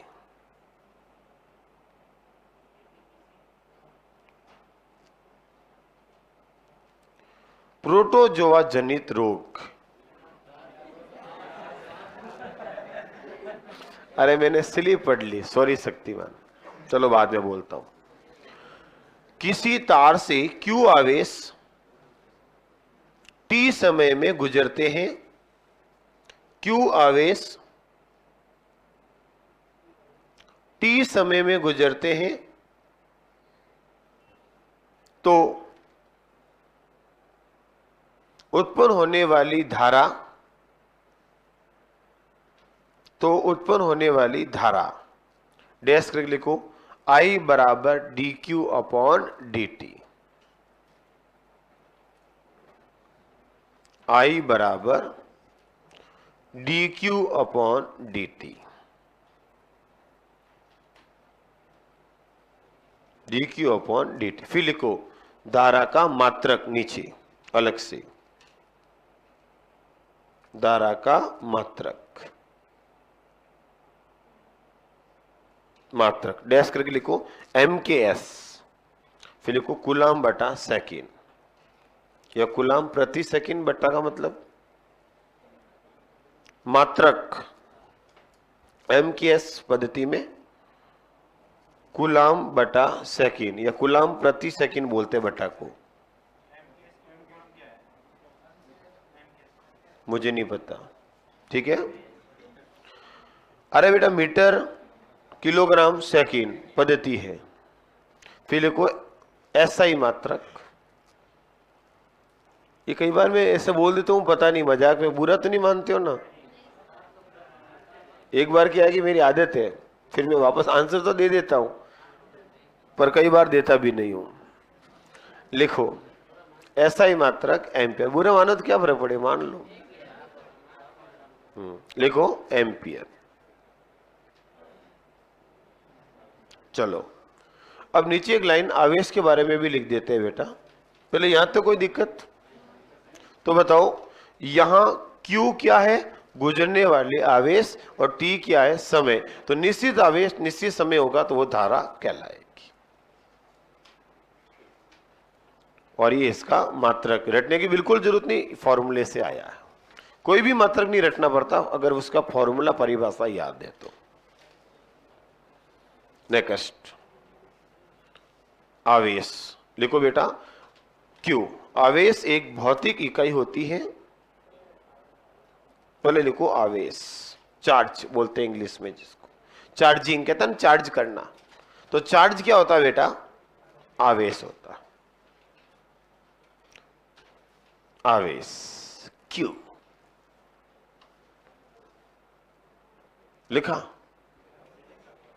देखो, आवेश एक भौतिक इकाई होती है, फिजिकल यूनिट, या भौतिक राशि लिख दो, मासे भी कह सकते हैं। आवेश एक भौतिक राशि होती है, भौतिक इकाई होती है जिसको मापा जाएगा। फिर लिखो, इलेक्ट्रॉन ग्रहण करने पर, वापस बोलूं, आवेश एक भौतिक इकाई होती है। फिर मैंने लिखा, इलेक्ट्रॉन ग्रहण करने पर वस्तु पर ऋणात्मक आवेश उत्पन्न होंगे। इलेक्ट्रॉन ग्रहण करने पर वस्तु पर ऋणात्मक आवेश उत्पन्न होते हैं, तथा इलेक्ट्रॉन ग्रहण करने पर वस्तु पर धनात्मक आवेश उत्पन्न होते हैं, ऋणात्मक आवेश उत्पन्न होते हैं। इलेक्ट्रॉन ग्रहण करने पर वस्तु पर ऋणात्मक नेगेटिव आवेश उत्पन्न होते हैं, तथा इलेक्ट्रॉन त्यागने पर वस्तु पर धनात्मक आवेश उत्पन्न होते हैं। इसलिए तो बोर्ड पे पहले लिखा, ताकि गलती नहीं हो। पहले लिखने का कारण यही है बेटा, ताकि शब्द गलत निकल जाए तो अभी सामने लिखा हुआ है। इसलिए देखो, हमेशा मैं पहले लिखता हूं, फिर बोलता हूं, फिर लिखाता हूं। तो देखो, इलेक्ट्रॉन ग्रहण करेगा तो आवेश धनात्मक, और त्यागेगा तो आवेश, इलेक्ट्रॉन ग्रहण करेगा तो आवेश ऋणात्मक, और इलेक्ट्रॉन त्यागेगा तो आवेश धनात्मक। एक्चुअली सोच हमेशा पॉजिटिव ही चलती है जब भी कोई ज्ञान आता है, इसलिए वो जुड़ा हुआ रहता है, इसलिए बोला जाता है। निकल गया, सॉरी शक्तिमान। नेक्स्ट, यहां तक कोई दिक्कत नहीं? तो लिखो बेटा, समान आवेश के मध्य, एक लाइन और लिखो, सेम आवेश हो तो समान आवेश के मध्य, समान आवेश के मध्य रिपल्सन, प्रतिकर्षण, समान आवेश के मध्य प्रतिकर्षण तथा विपरीत आवेश के मध्य, विपरीत आवेश के मध्य आकर्षण,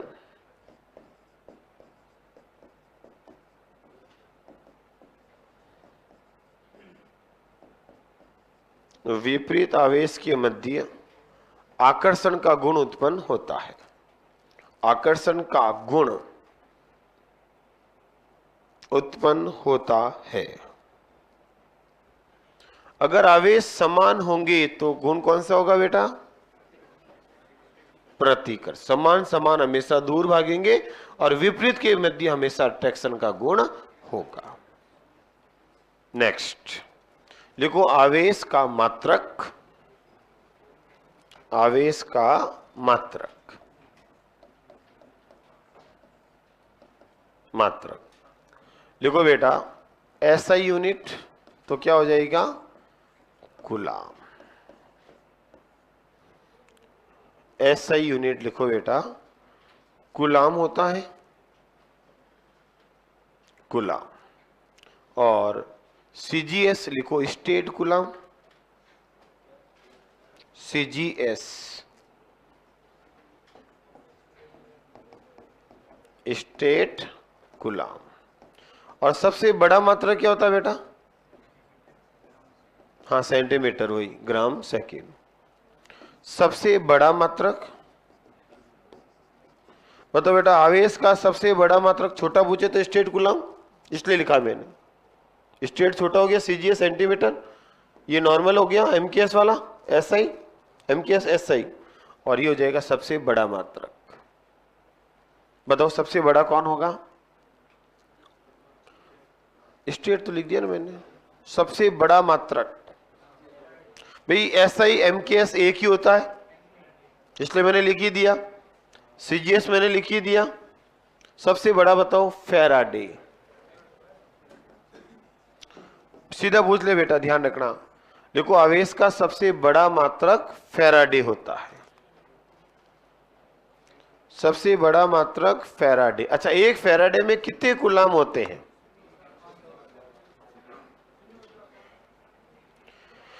एक फैराडे बराबर 96500। 96500 क्या होंगे बेटा? कूलाम। ये याद रखना, सीधा भी पूछा जा सकता है। लिखो, एक फैराडे में 96500 कूलाम होते हैं। और एक नीचे लिख देना, Q बराबर फॉर्मूला क्या होगा बेटा? Ne। और यहां N तो हो जाएगा नंबर ऑफ इलेक्ट्रॉन, और E की वैल्यू है -1.6 into 10⁻⁻19 coulomb. Number of electron, कितने इलेक्ट्रॉन है उसको अगर इससे गुणा करेंगे तो वो आवेश आएगा। क्यों? अब इलेक्ट्रॉन ज्यादा है तो नेगेटिव, कम है तो पॉजिटिव। तो इलेक्ट्रॉन की मात्रा को निर्धारित करता है किसको बेटा? आवेश। तो किसी पदार्थ, आवेश एक भौतिक राशि है, भौतिक इकाई है जो इलेक्ट्रॉन के ग्रहण करने और त्यागने पर निर्भर करती है। इलेक्ट्रॉन ज्यादा होंगे तो आवेश नेगेटिव और कम होंगे तो आवेश पॉजिटिव।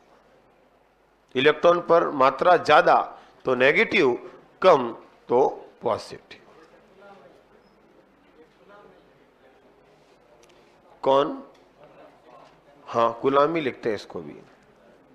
नेक्स्ट, तो एन किलो कलाम क्या हुआ? इलेक्ट्रॉन की मात्रा। जैसे एक हो गया, अभी एन का मान है 1 इंटू ई का मान है ये, और ये है आवेश, तो क्या आएगा? इकाई कूलाम, तो 1 कूलाम। नेक्स्ट, आगे तो मैंने हल्का सा परिचय दिया आवेश धारा का, और धारा के अंदर उपयोग में होने वाले इलेक्ट्रॉन की परवाह, और इन इलेक्ट्रॉनों को नाम दिया कूलाम। जो एन यानी कि जितने इलेक्ट्रॉन गुजरेंगे उनको अगर गुणा करेंगे इसके वैल्यू से तो कूलाम की मात्रा आवेश कहलाएगा। नेक्स्ट, लिखो धारा के प्रकार। धारा क्या होती है हमने लिख दिया, धारा का मात्रक लिख दिया। तो लिखो बेटा टाइप ऑफ करंट। धारा के प्रकार, किसके प्रकार पढ़ रहे बेटा? धारा, करंट के। तो बताओ बेटा करंट कितने प्रकार का होता है? धारा कितने प्रकार की होगी? 2 प्रकार की। कौन सी? एसी और तैसी, नहीं डीसी, सॉरी। धारा कितने प्रकार की होगी? एसी और डीसी। इसको क्या बोलते हैं बेटा? प्रत्यावर्ती धारा। और इसको क्या बोलते हो? दिष्ट धारा, डायरेक्ट करंट, अल्टरनेटिंग करंट। फिर बनाओ इंडेक्स, दोनों में अंतर की बात करते हैं। लिखो धारा 2 प्रकार की होती है, एसी और डीसी। एसी किसको कहते हैं बेटा? और डीसी किसको कहते हैं उसकी बात अब करते हैं। प्यारे विद्यार्थी, एक प्रश्न है, पहले बोल दूं थोड़ा सा ताकि ये मेरे पीछे नहीं रहे। आप बताओगे, प्रश्न आपसे पूछूंगा। अमीबिया पेचिस सुना नाम आपने? अमीबा हिस्टोलाइटिका से होता है। उसमें शरीर का कौन सा अंग प्रभावित होता है? छोटी आंत या बड़ी आंत? क्योंकि पाचन की क्रिया कहाँ होगी और पाचन को डिस्टर्ब कौन करेगा? अमीबिया पेचिस, जिसमें घाव हो जाते हैं। तो ये तो मैंने बोला था ना। किसने पूछा बेटा? ये प्रश्न किसका है? किसी का नहीं? तो वह हमारे जेब में डाल दो।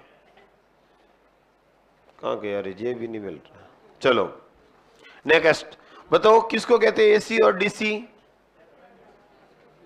एसी को एसी और डीसी को डीसी। ओके, ढंग से सुनना बेटा। ऐसी धारा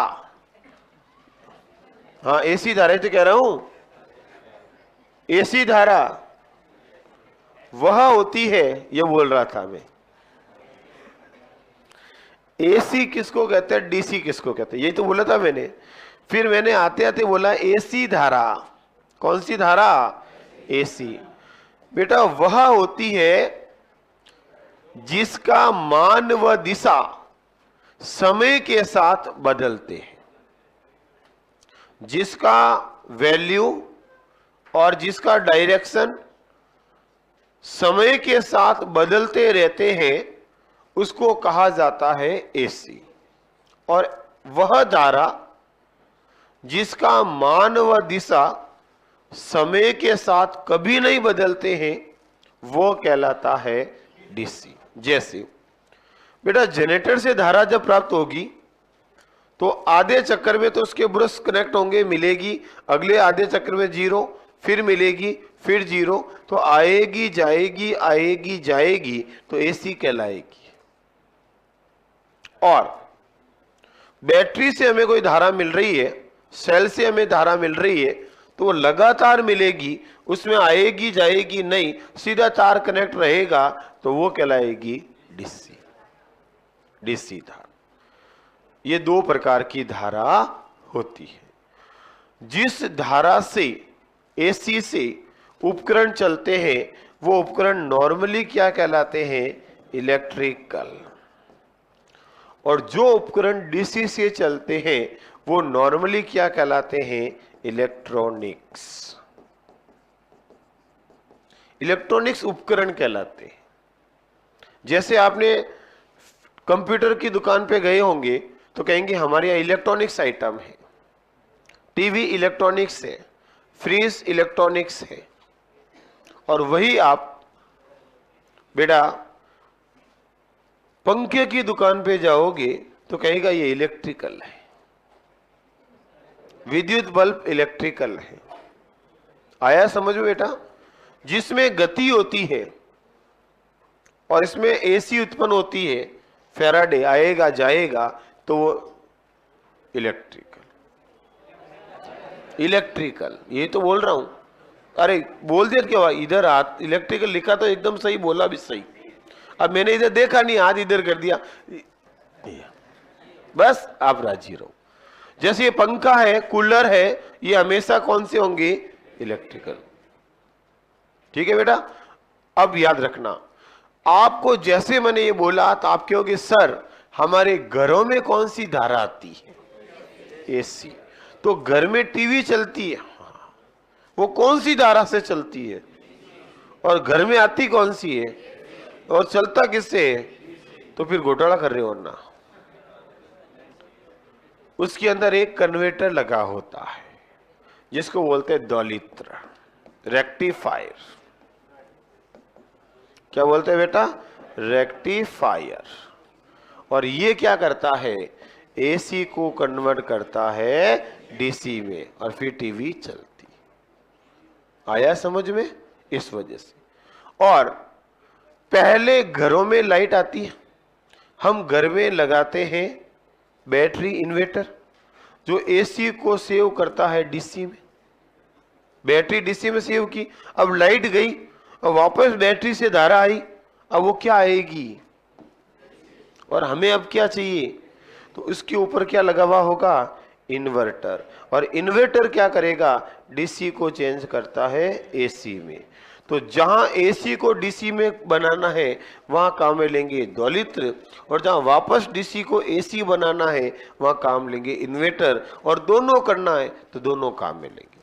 तो ऐसी मशीन, ऐसा उपकरण जो एसी को बदलता है डीसी में, वो कहलाता है दोलित्र या रेक्टिफायर, और जो डीसी को बदलता है एसी में वो कहलाता है इन्वर्टर। ये उपकरण के द्वारा हम इनको चेंज करते रहते हैं। याद रह जाएगा थोड़ा बहुत?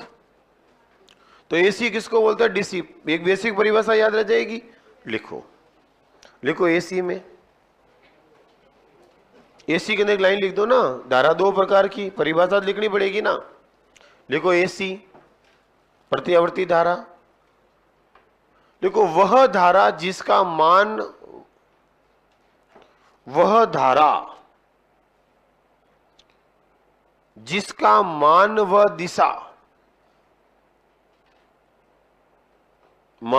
दिशा समय के साथ बदलते हैं,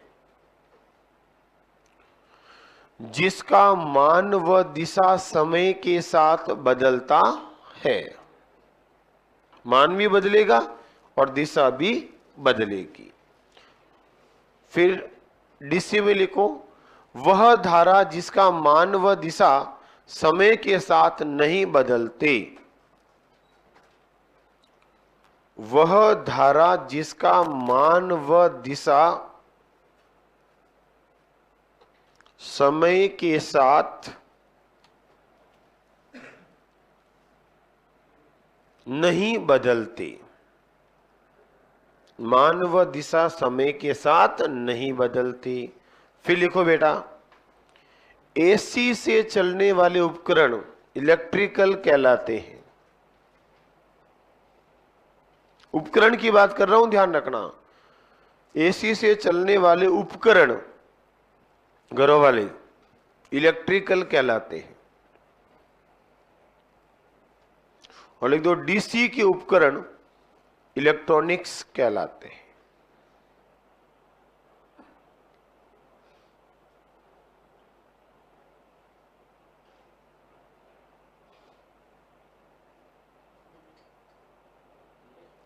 इलेक्ट्रॉनिक्स कहलाते हैं। फिर लिखो बेटा, एसी का एग्जाम्पल, जनरेटर द्वारा उत्पन्न धारा, जनरेटर एसी, जनरेटर द्वारा उत्पन्न धारा।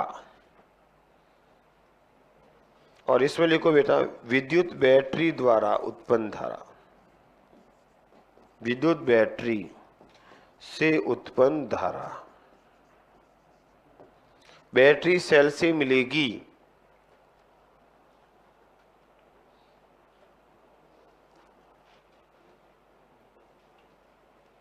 फिर लिखो नीचे नोट। स्पीड ज्यादा हो गई क्या है? थोड़ा धीरे करता हूं।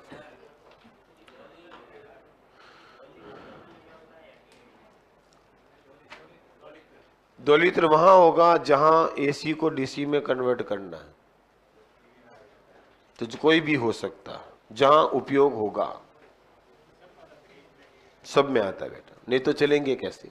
कई बार देखा टीवी में लाइट तो आती है बट टीवी चलती नहीं है, तो लेकर अपन दुकान पे लेके जाए, आप बुलाए तो कहेगा आपका रेक्टिफायर गड़बड़ हो गया।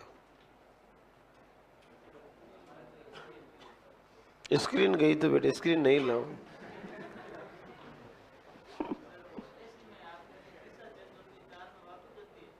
हाँ, जब धारा उत्पन्न होगी तब दिशा चेंज हो, वापस नहीं जाती होगा। बेटा मजे ले, और जानबूझ के मजे ले रहा है और कुछ नहीं है। हाँ ले लेना। देखो इधर नेक्स्ट क्या बोला मैंने, नोट। देखो भारत में घरों में, इंडिया में, भारत में घरों में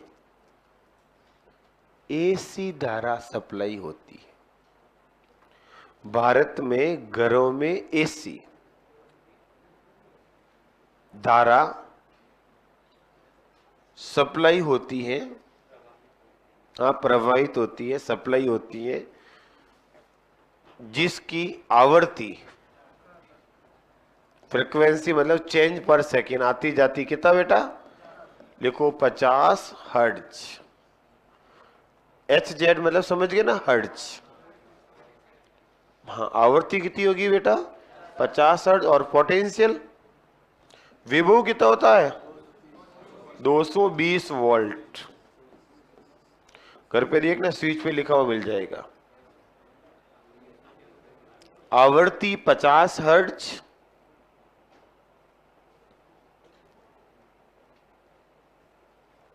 और विभव 220 वोल्ट।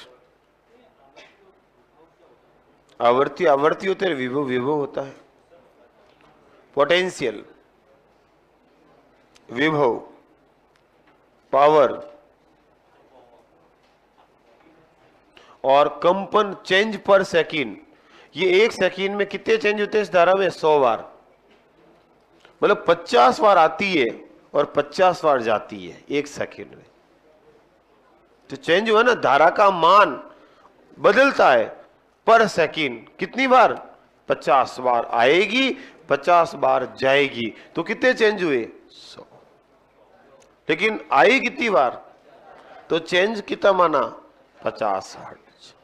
यानी कि ये लाइट, इसमें धारा 1 सेकेंड में 50 बार आ रही है और 50 बार जा रही। इस पंखे में बंद होगी तो गई ना, फिर आई, लेकिन हमें महसूस नहीं होता है क्योंकि इसने अल्प परिवर्तन को हमारी आंखें महसूस नहीं कर पाई। या देखो, ये पंखा चल रहा है और उसकी पंखुड़ियों में स्थान परिवर्तन हो रहा है, ये उससे कई गुना धीमे, फिर भी हमारी आंखें जब ये पंखा चलता तो नहीं बता सकता पंखुड़ियां कितनी है, वो तो पहले से पता है। मैं आपको नए पंखा लाऊं, चलता हुआ दिखाऊं और बताओ इसमें कितनी पंखुड़ियां हैं, और मैं 4 वाला लाके लगा दिया तो, पर आप नहीं बता सकते चलते हुए पंखे में, क्योंकि हमारी आंखें इस अल्प परिवर्तन को महसूस नहीं कर पाती। समझे कारण? नहीं चलेगा, क्योंकि इसमें विद्युत वाहक बल उत्पन्न नहीं होगा, तो फिर ये गति नहीं होगी। तो जहां गति चाहिए वहां एसी जरूरी है। नेक्स्ट, चलो आया कुछ थोड़ा बहुत समझ में? अच्छा, घरों में कौन सी धारा आती है? कितनी आवृत्ति होती है? कितना विभव होता है? और घरों में उपकरण किस क्रम में लगाते हैं? क्रम में, समांतर क्रम में। लिखो एक लाइन और इसी में जोड़ दो आपके नोट में, 50 हर्ट्ज आवर्ती विभव लिखा, तथा लिखो घरों में उपकरण समांतर क्रम में जोड़े जाते हैं, तथा घरों में विद्युत उपकरण, घरों में विद्युत उपकरण समांतर क्रम में जोड़े जाते हैं। अगर बेटा श्रेणी क्रम में होते तो पूरा घर का स्विच एक होता, फिर अलग अलग स्विच के पैसे खर्च करने की जरूरत नहीं पड़ती। जैसे रोड लाइट, रोड लाइट किस क्रम में होती है बेटा? श्रेणी क्रम में, एक स्विच से ऑन, एक स्विच से ऑफ। नेक्स्ट लिखो बेटा, नोट के अंदर दूसरा पॉइंट लगा के लिखो, एसी को डीसी में दोलित्र चेंज करता, या लिख दो, पहले लिख दो दोलित्र और सामने लिख दो एसी को डीसी में बदलता है। दोलित्र या रेक्टिफायर बोलते, दोलित्र या हिंदी में लिख दो बोले रेक्टिफायर। दोलित्र एसी को डीसी में बदलता है। फिर नीचे लिखो इन्वर्टर, हाँ पूरा 1 मिनट बोलूंगा, नहीं लिख दिया?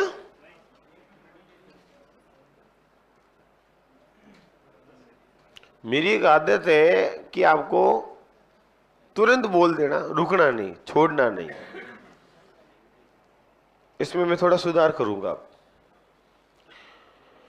हाँ, कोर्स पूरा हो गया, अब क्या सुधार करेंगे? नहीं तो सही तो बोला मैंने, कब गलत बोल दिया?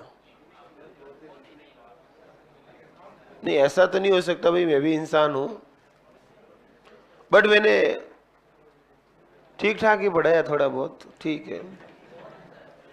नेक्स्ट, अब तुम नंबर लाओगे तब होगा। अच्छा तो ले आओगे क्या? ठीक है, फिर लिखो एसी को डीसी में कौन बदलेगा? दोलित्र। इन्वर्टर लिख दो, डीसी को एसी में। अब हम परिचय किसका कर रहे हैं? धारा का। बताओ परिपथ में जो धारा आती है इसकी दिशा किधर से किधर होगी? धारा की दिशा का मापन किससे करते हैं? धारा को किससे मापते हैं? अमीटर से। तो 2 लाइनें लिखाता हूं, वापस लिखो बेटा। परिपथ में धारा का मापन, अलग से बिंदु बना के इसी में लिख दो, भले ही अगला पॉइंट बना के लिख दो। परिपथ में धारा का मापन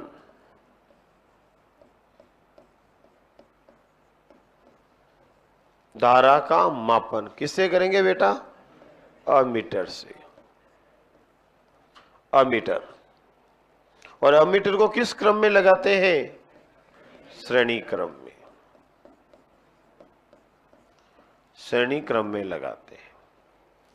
मापन लिख दो अमीटर। अमीटर यंत्र है जिसके द्वारा परिपथ में, सर्किट में चल रही धारा का मेजरमेंट करते हैं। फिर लिखो बेटा धारा की दिशा का मापन।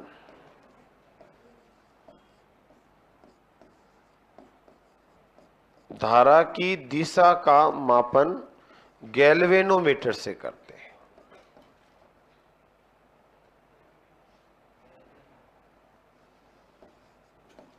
गैल्वेनोमीटर ये परिपथ में क्या बताता? धारा की दिशा। और धारा की दिशा किधर से किधर होगी? धारा की दिशा पूछ ले तो लिखो धनायन से, धनायन से ऋणायन की ओर।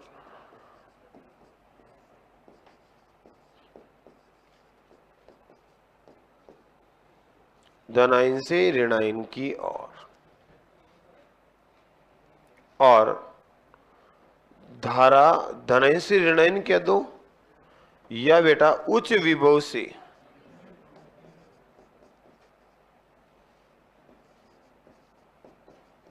निम्न विभव।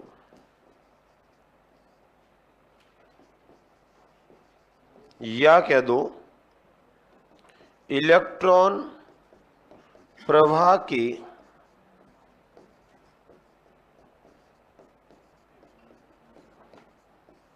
विपरीत दिशा में।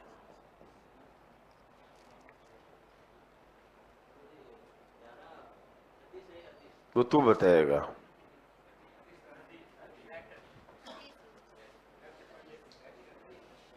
वो आप बताओ। बता तो, पढ़ रखा तूने अच्छे से, वो भी अच्छे से पढ़ रखा, पूरी धारा पढ़ रखी, इसलिए तू उत्तर दे। पूछा तो ये तेरा प्रश्न तू ही बताएगा, क्योंकि तूने बहुत अच्छे से पढ़ के आया मेरे पास और मेरे आंखों के सामने पढ़ा है। तो बता भाई, तो फिर पूछा क्यों? तो क्लियर हो गया किसने किया? खुद ने ही किया। धारा कैसी राशि है बेटा? सदिश राशि। नेक्स्ट मापन हो गया, दिशा हो गई। अच्छा देखो बेटा, ये कथन आते हैं सत्य असत्य, तो इन कथनों में आपको पता होगा तो सही मानेंगे ना मित्रों। इधर यहां तक सबने लिख दिया क्या? तो देखो ये मान लो हम परिपथ बनाते हैं और ये बैटरी जोड़ते हैं और आपसे पूछते हैं कि सर्किट में, परिपथ में धारा की दिशा किधर से किधर होगी। बताओ, ये है मान लो ए बिंदु और ये है मान लो बी। तो बताओ ए से बी की ओर या बी से ए की ओर, कैसे पता चलेगा? याद रखना, कुछ भी नहीं दे तो बड़ा सिरा हमेशा प्लस होता, छोटा सिरा हमेशा माइनस होता है। दे दे तो ठीक, नहीं दे तो आपको ये याद रखना है। बैटरी में जो बड़ा सिरा, ये बैटरी का चिन्ह है बेटा, तो बड़ा सिरा यानी कि प्लस से हमेशा धारा किधर होगी बेटा? माइनस की। तो नीचे सर्किट बना दो और लिख दो प्लस से माइनस। पूरा शब्दों में तो लिख ही दिया पूरा हमने, बस ये ऐसा बना दो, धारा की दिशा इधर होती है। एकदम बेसिक बातें पढ़ा रहा हूं, जनरल वाली है भाई। हाँ तो तभी तो कह रहा हूं जनरल साइंस पढ़ा रहा हूं, ये आपको आती भी होगी थोड़ी बहुत।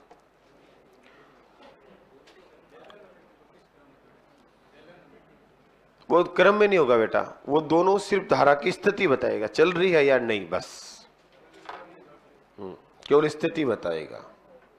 उसका उपयोग सर्किट में नहीं करेंगे। एक बार सर्किट में जोड़ा, तुरंत इधर सिरा, धारा आई, यस।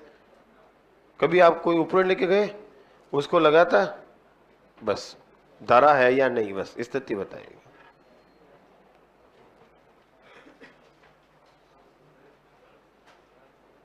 चलो आगे बोले। आवर्ती और विभव क्या होता है बेटा? आवर्ती तो मैंने बोला ना, चेंज प्रति सेकंड, जो चेंज होता है उसको आवर्ती कहते हैं। जैसे कंपन हो रहा है तो कंपन में भी चेंज हो रहा है, तो कंपन प्रति सेकंड। आवर्ती का मतलब होता है चेंज पर सेकंड। और विभव आगे पढ़ेंगे। जैसे क्या ना कि ध्वनि की आवर्ती कितनी हुई, तो ध्वनि बोला तब कोई ना कोई चेंज हुआ, कर्ण कंपन और आप तक आई, तो कहीं पे भी चेंज हो रहा है पर सेकंड में, वो आवर्ती कहलाती है। अब मैंने नाम नहीं लिया क्योंकि आवर्ती अलग अलग किसी की माप सकते, तो चेंज पर सेकंड। और आपके जैसे तरंग है तो कंपन पर सेकंड, अब धारा है तो आई गई क्या हुआ, चेंज पर सेकंड। 50 बार आई, 50 और गई, तो परिवर्तन को हमने क्या दिया, आवर्ती। नेक्स्ट, आई धारा को लिखता भाई करंट, धारा को किससे लिखा गया, आई से। ये आई क्या है, ये धारा। तो आई बराबर डीवी बटा dt लिखा, तब तो नहीं कहा dq बटा dt लिखा ना। अच्छा, एक लाइन लिखो, धारा प्रवाह के आधार पर पदार्थ 3 प्रकार के होते हैं। नेक्स्ट बिंदु बना के लिखो, धारा प्रवाह के आधार पर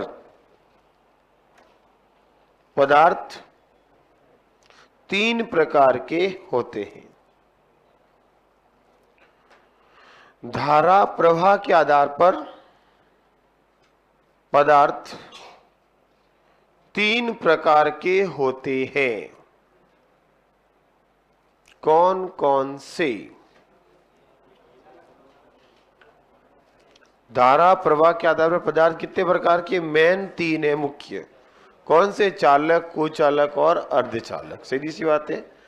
देखो इधर, धारा प्रवाह के आधार पर सब पहले क्या बोलेंगे बेटा, चालक। दूसरे क्या होंगे, कुचालक। और तीसरे क्या होंगे बेटा, अर्धचालक। कुचालक, चालक और अर्धचालक क्या बोलेंगे, कंडक्टर, इंसुलेटर और सेमीकंडक्टर। कितने हो गए बेटा, 3। चालक किसको बोलेंगे, जिसमें क्या होंगे, मुक्त इलेक्ट्रॉन। और मुक्त इलेक्ट्रॉन के कारण धारा का प्रवाह होता है, वो पदार्थ कहलाते हैं चालक। और ऐसे पदार्थ जिनके अंदर मुक्त इलेक्ट्रॉन नहीं है और इलेक्ट्रॉन फ्री नहीं होने के कारण धारा का प्रवाह कभी नहीं होता है, वो होते हैं कुचालक। और ऐसे पदार्थ जो कम तापमान पर तो विद्युत के कुचालक होते हैं, लेकिन अधिक तापमान देने पर होल बन जाते हैं, मुक्त इलेक्ट्रॉन हो जाते हैं, जिसकी वजह से धारा का प्रवाह होता है। तो कभी होगा, मतलब कम तापमान पर नहीं, अधिक तापमान पर होगा, तो वो कहलाते हैं। कभी होगा कभी नहीं, तो आधे चालक आधे कुचालक को अर्धचालक। लिखा दो, तो लिखो पहला चालक, कंडक्टर, लिखो चालक, चालक, वे पदार्थ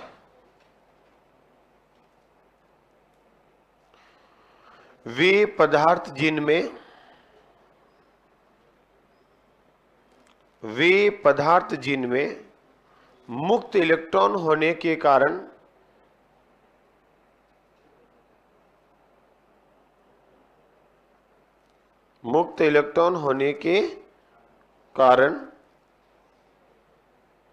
धारा का प्रवाह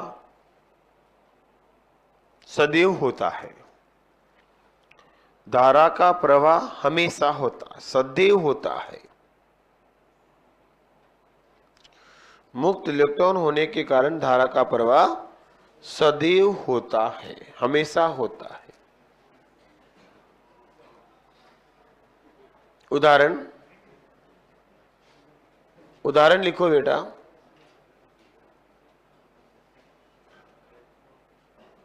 सभी धातुएं, ऑल मेटल्स,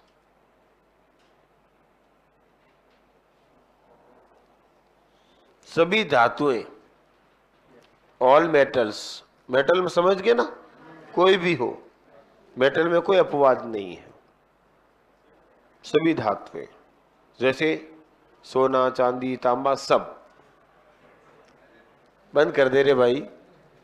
दूसरा लिखो, ग्रेफाइट, ग्रेफाइट, ग्रेफाइट। चालक में कुचालक तो मैंने बोला ही नहीं कुछ अभी। ग्रेफाइट क्या है बेटा? ग्रेफाइट होना चाहिए था कुचालक नहीं, अपवाद स्वरूप क्या है, और एग्जाम में आ जाता है इसलिए। फिर लिखो बेटा कुचालक है। पानी बेटा निर्भर करेगा तुम कौन सा कह रहे हो। जिसमें अशुद्धियां है तो हो जाएगा चालक, और पूर्ण रूप से शुद्ध है तो होगा कुचालक। इसलिए मैंने लिखाया नहीं, कि जहां गड़बड़ होता है तुम वही पूछते हो, क्योंकि तुम्हें पढ़ा हुआ होता है। नेक्स्ट, द्वितीय शुद्ध जलक कब से हो गया? वो कुछ चालक होता है, चालक होता है, डिस्टिल वाटर। नेक्स्ट लिखो कुचालक वे पदार्थ, अशुद्ध जल जिसको बोलेंगे। कुचालक लिखो वे पदार्थ जिनमें मुक्त इलेक्ट्रॉन नहीं होने के कारण, वे पदार्थ जिनमें मुक्त इलेक्ट्रॉन नहीं होने के कारण धारा का प्रवाह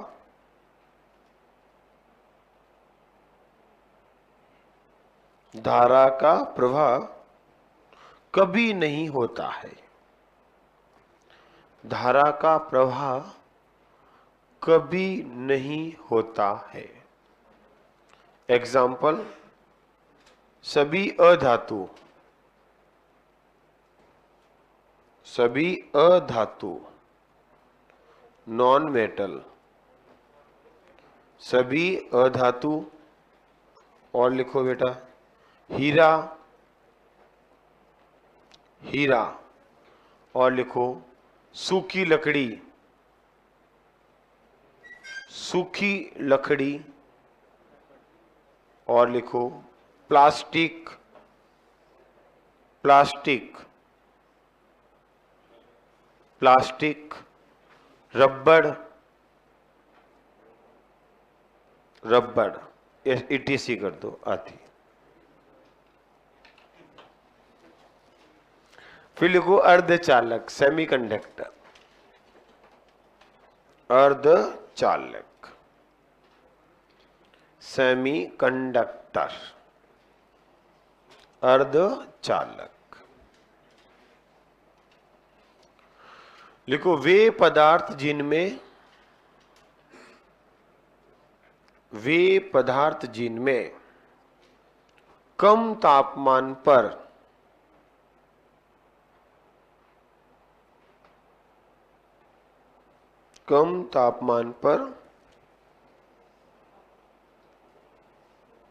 धारा का, कम तापमान पर धारा का प्रवाह, धारा का प्रवाह नहीं होता, नहीं होता, लेकिन अधिक तापमान पर, लेकिन अधिक तापमान पर धारा का प्रवाह होता है, लेकिन अधिक तापमान पर धारा का प्रवाह होता है। उदाहरण, सिलिकॉन,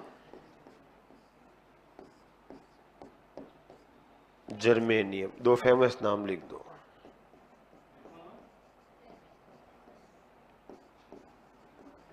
देख ले मेरे भाई इधर, क्या बोला? क्या मजे लेते बैठे बैठे, क्या बोल रहे हो रे? बहुत कुछ।